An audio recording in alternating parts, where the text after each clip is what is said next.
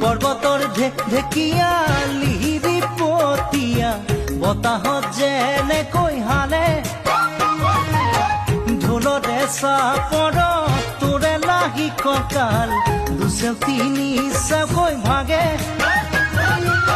তোৰ দৰে নাচনি দেখি শ্ৰীকৃষ্ণই বাঁহী বজাইছিলে।